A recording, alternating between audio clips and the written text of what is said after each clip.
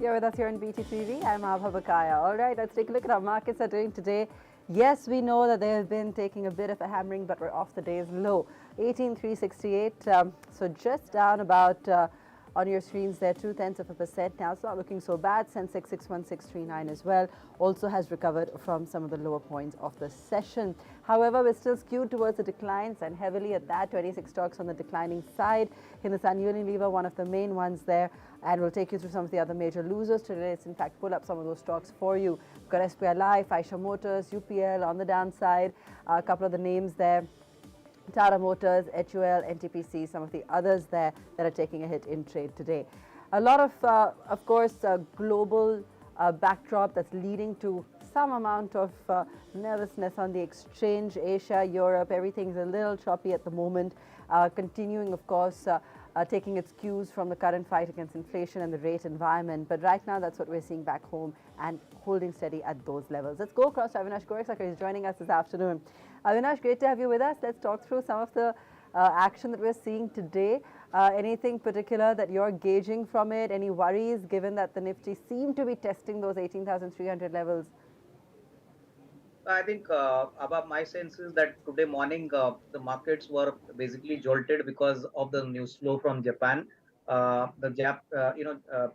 raised the bond yields to a higher level, I think this was totally expected, and this has been the major reason the markets have corrected today. My sense is, I think that broadly the markets would obviously find 18,100 to 18,200 a good support level, and I think over the longer term, at least for the next few weeks, I think 18,400, 500 could be the upside limit. But I think there are many stocks within the capital goods space, the auto component space, automobile space. I think these are pockets where there could be a good risk reward opportunity. So I think investors should not look at the index; they should focus more on stock specific opportunities. And I think my sense is that broadly the market seems to be now looking at better quarter 3 earnings numbers. Most importantly, I think what happens in January as far as the pre-budget expectations are. I think that would be a key trigger for the market to actually take a near-term kind of upside. So I think broadly everything seems fine, but I think at least near-term, I think we have to remain in a range-bound market, and I think action would again get focused on stock-specific opportunities. Okay. What are some of those stocks, Avinash? Before I ask you what's on the market movers, let me get your picks in this kind of market. Yeah, I think my guess is I think from the capital goods space, from the large cap, we still continue to be positive on majors like Larsen and Toubro. Our sense is that not only is the order book strong, the execution is also very strong. They have a large exposure in infra, capital goods, defense. So I think any dip in Larsen and Toubro is a good buying opportunity.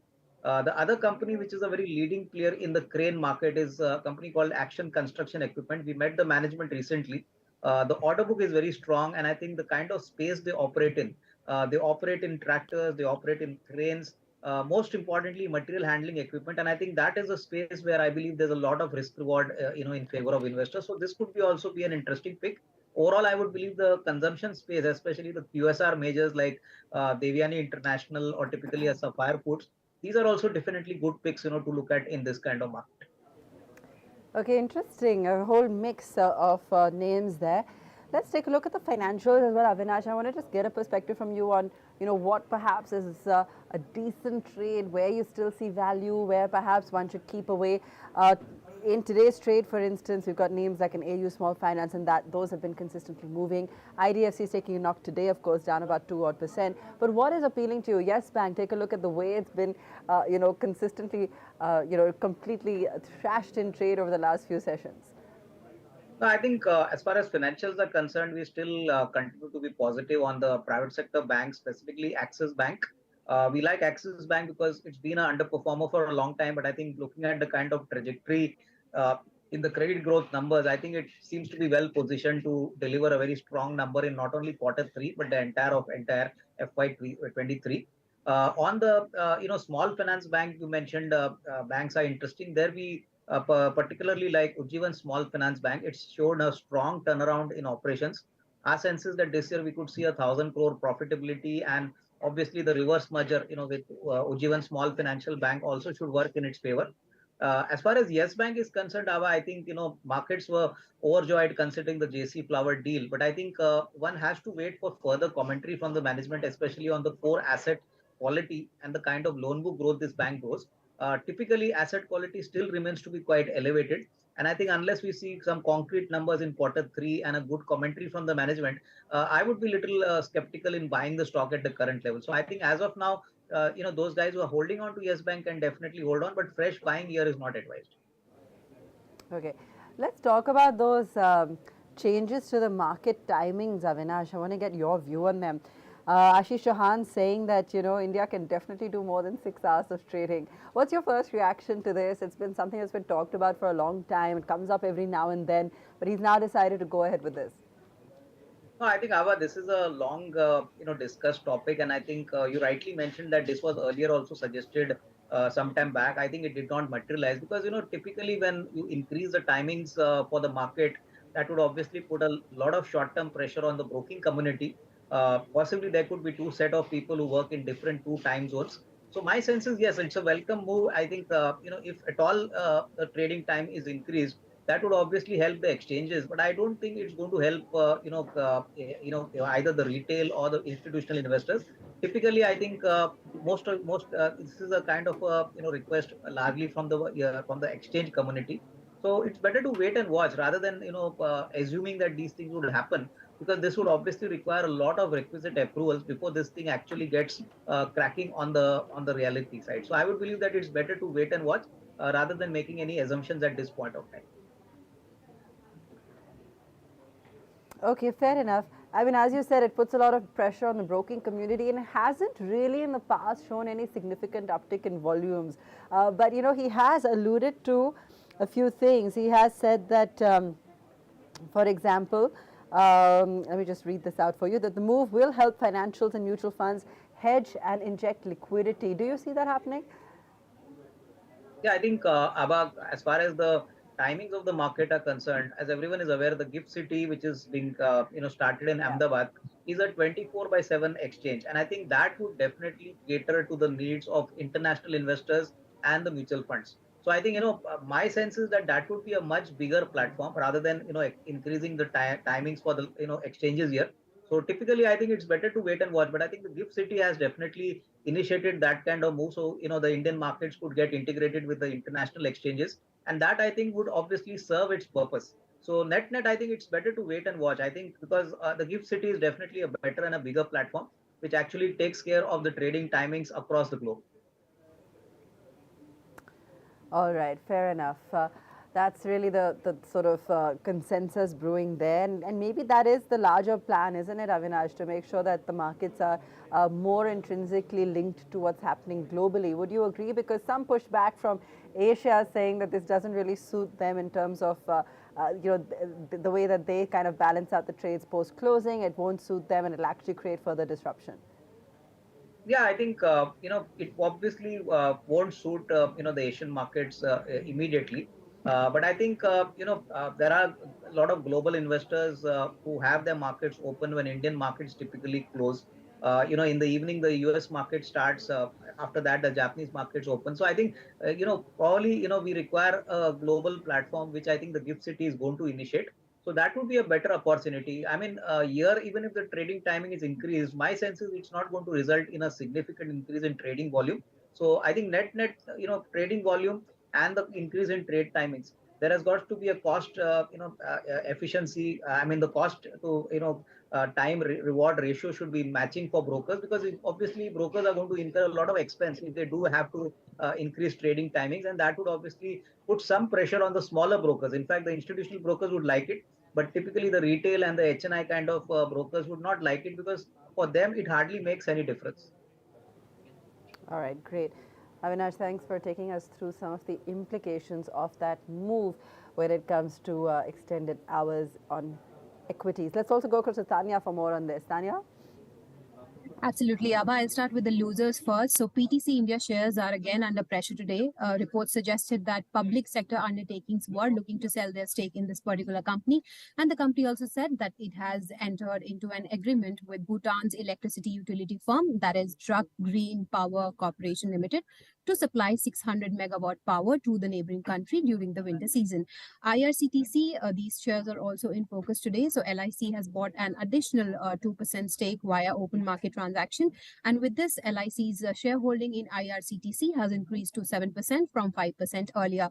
We have Dabur India as well. So shares opened lower today after 16.5 million shares changed hands. So after a couple of block deals, while the buyers and sellers were not known, but according to some reports, promoters of this company were looking to sell a marginal stake. So Dabur was also in focus. Shares of Just Dial as well, they were down to the tune of 2% today.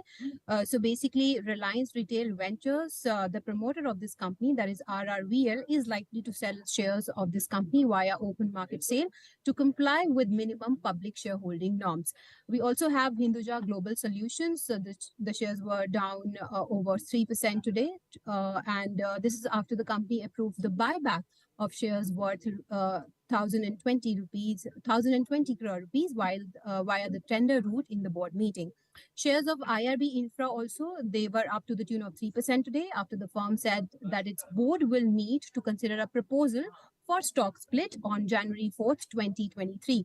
Lastly, we have Singer India. So shares of Singer India were up to the tune of 5% today after the board approved the preferential allotment issue of 7.48 million equity shares at a price of 76 rupees per equity shares. And this will help the company raise almost 56 crore rupees from investors. Back to you. All right, Avinash, your view on any of those buzzers today? I think clearly, my sense is that typically most of the stocks which have been mentioned, especially Singer India, is a pretty interesting bet. I think after Rakesh Jhunjhunwala took a pretty large stake in this company, I think this kind of move from the company is definitely a very interesting one. This has been a fairly illiquid stock, Aabha, for a long time, but I think fundamentals are very strong. And I think investors should take a note that this kind of issue is definitely going to help their working capital as well as their cash flows going forward. So I think Singer could be a very interesting bet now, even at the current odd levels. Okay, that's a good one then on Singer. What about IT, Avinash? What's your view there? Given that it's heading in for one of its worst years now, what would you be doing with some of your holdings in IT stocks? Yeah, I think Abha, we have been telling our clients that IT is especially specifically meant for investors who have a contract a call on the markets. Something like a TCS at around 3,100, 2,200, Infosys at 1,500 rupees definitely offers a lot of value on the table. But I think looking at the kind of headwinds from US and Europe, one has to be prepared for some further challenges at least for the next 1 or 2 quarters. Hopefully, I think once June, July 23 happens, and I think we could see some revival or some tailwinds happening or some green shoots happening on the IT sector front. Only then we could see a big bounce back. Till that time, I think growth is going to be something which is going to be missing. And until that time, I think Abha, we're going to see a very moderate movement in these stocks. Clearly, markets are not going to look at the cash or not going to look at the dividends. They are going to focus on growth. So I think growth concerns would continue for some time. So, investors who want to make a bet could possibly wait for the December quarter numbers, wait for the commentary. Global majors like Accenture also have given, a very weak commentary, which clearly shows that, the headwinds, now seem to be pretty challenging. So I think as of now, just hold on. No fresh buying would be suggested at these levels. Okay, so just hold. That's the view coming in from Avinash, and watch and wait, at least at this point of time. Commodities, let's talk about that pocket of the market as well. Avinash, and how would you strategize there when it comes to some of the various pockets, oil and gas versus what we're seeing on metals right now? Would you avoid the entire bag altogether? What's your view? I think as far as the commodity players are concerned, I think oil marketing companies seem to be fairly well positioned, rightly valued, considering the fact that crude oil prices have significantly dropped from their peak levels. GRM's margins are definitely going to show an uptick, from the fourth quarter onwards. Our sense is that the upstream companies like ONGC could possibly be hit because every drop in the crude price obviously impacts their EBITDA margin quite significantly. As far as metals are concerned, Abba, I would believe that one has to wait and watch for some time. China has made some noises that they will be opening up the economy, they would be entering the metal market again. But I think looking at the kind of rise in COVID cases there, there's a lot of uncertainty whether this could happen very quickly. So metals is a space which I would still be a little cautious and would prefer to wait. But oil marketing companies like IOC, HPCL, BPCL, these are all bets which probably over the next 6 to 8 months could play out very strongly, considering that crude oil prices are now going to remain pretty soft. All right. That's on the metals basket. Would you stick overall with the heavyweights, Avinash, or do you see, perhaps, at this point of time, mid caps ripe for the picking? I mean, if we take a look at the kind of knock today, 2% across the board, whether it's metals, whether it's auto names, for example, even an HUL today is down about 2% odd. So would you look at these cuts as opportunities to buy, or would you say stick with the heavyweights just because they're safer at this point of time? So I think I would prefer, at least 70 to 80% of my portfolio on the large caps, and I think there, I think I would still put my bet on autos, capital goods, FMCG, which I think offer a lot of value, provided one has a 6 to 12 month kind of time frame. And I think, specifically, stock specifically, there could be good opportunities from the mid cap side, provided the investors are willing to take a little bit of more volatility in their portfolios, because typically mid caps, small caps do experience a higher degree of volatility. So I think investors need to brace for that very clearly if they have to put their money on the mid cap basket. But yes, a large part of my portfolio would obviously be on the large caps. Okay, that's quite a substantial amount there on the large caps then. Capital goods, within the capital goods basket, are you looking at L&T? Is there something else that you're looking at, Avinash? I think within the capital goods space, we also like Cummins, Aabha. I think our sense is that Cummins is now a very strong kind of, infra as well as a kind of a power equipment kind of story. The stock has done remarkably well in the last 6 months, but we still believe that looking at the kind of, product bouquet which the company has, plus the kind of diverse sectors it caters to, and the kind of, domestic kind of outages it has, I would not be surprised that the December and the March quarter could be significantly better. More importantly, it's a debt-free business. It's an MNC, company. Our sense is that we could see better valuations in the days to come. So any dip in this kind of market could be a good opportunity to actually, accumulate this stock. I think from a next 12 to 15 month kind of time. Okay, so Cummins, that one is on Avinash's radar at this point of time. Just taking a look at how it's shaping up in trade. It's still looking a little choppy. It's down about 80 odd points now. So we've been kind of, fluctuating in today's session. A few names from the broader market. Chemplast is up over 10%. FACT, that one's been constantly moving. IRFC as well. Sudarshan Chemical. In fact, fertilizers, sugar, agri-commodities, chemicals, that entire basket's also been seeing a fair amount of action. Avinash, what's leading to that? And anything from there that's catching your eye as well?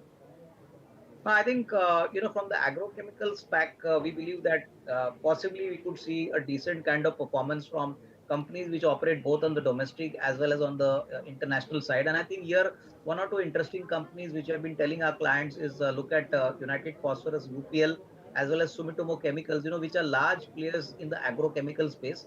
Hopefully this year, our sense is that the rural demand would be quite significant.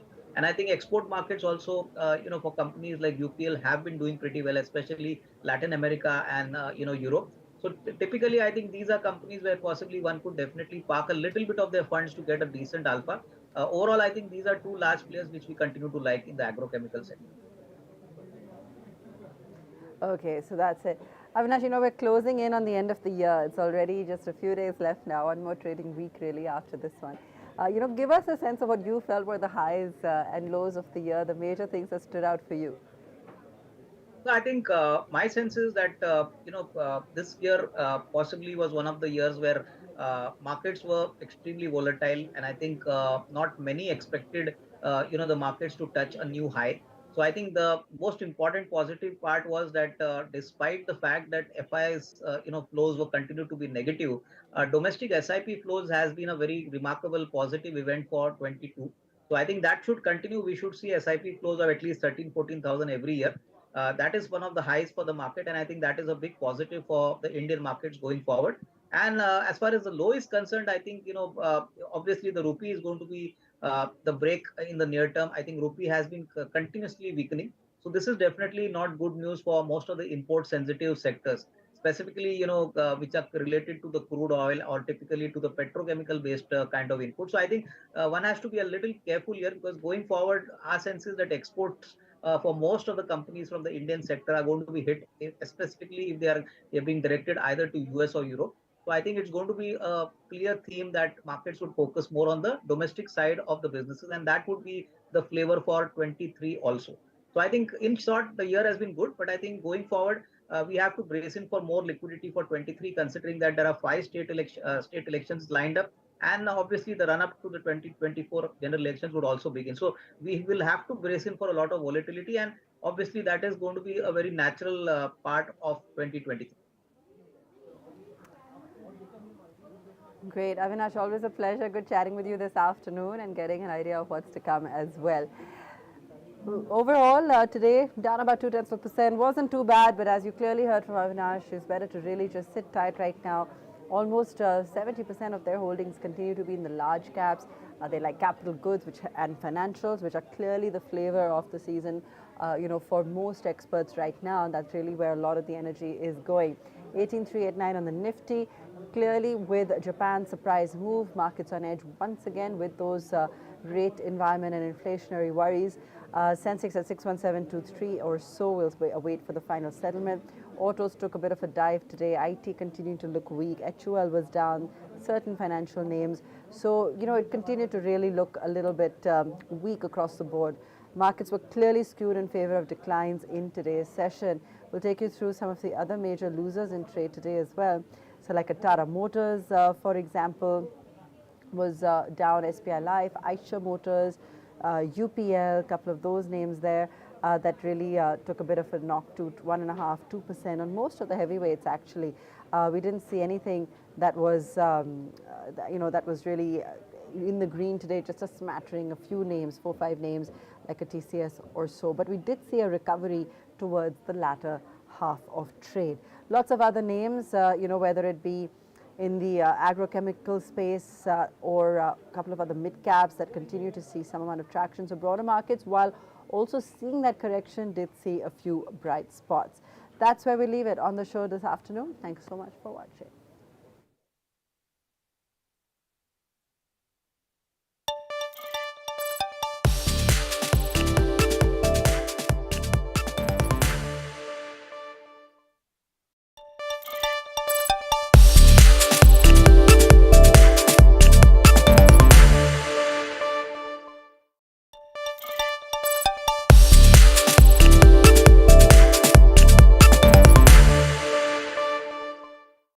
Well, the primary market buzz is nowhere near over. Nearly 2,000 crore rupees worth of two IPOs